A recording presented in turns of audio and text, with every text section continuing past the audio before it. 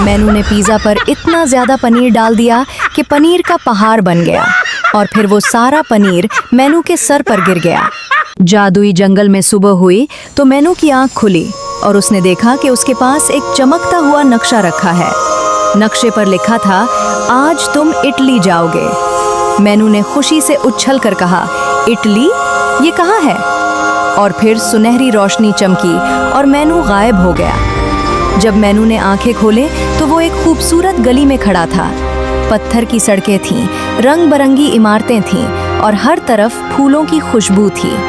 मैनू ने हैरत से कहा, वाह, ये तो बहुत प्यारी जगह है। इतने में एक बूढ़े दादा जान आए जिनका नाम था जोज़ीपे। उन्होंने मैनू को देखकर प्यार से मुस्कुराया और कहा, बेनवेनुतो, यानी खुश आमदेद।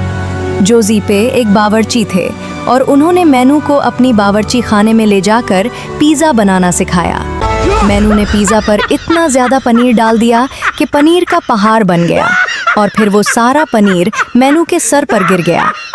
मैनू ने आईने में अपना मुंह देखा और खुद ही जोर जोर से हंसने लगा। जोज़ीपे भी हंसते हंसते दीवार से लग गए।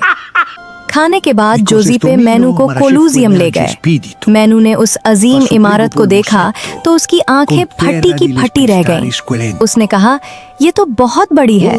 क्या यहाँ पहले बहुत बड़ी गलहरियाँ रहती थी? जोज़ीपे हंस पड़े और बोले, नहीं मैनू, यहाँ पहलवान लड़ते थे। शाम को दोनों ने मिलकर एक फवारे के पास बैठकर रंग बिरंगी जिलातो खाईं। मैनू की जिलातो उसके सर से भी बड़ी थीं।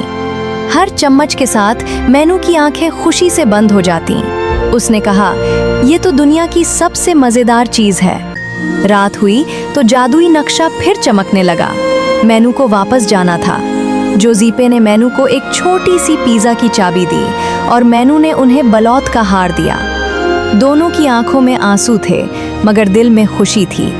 सुनहरी रोशनी चमकी और मैनू वापस अपने जंगल में पहुंच गया, दिल में एक नई याद लेकर और एक नई सीख लेकर कि गलतियों से घबराओ मत, क्योंकि गलतियों से ही सीखते हैं।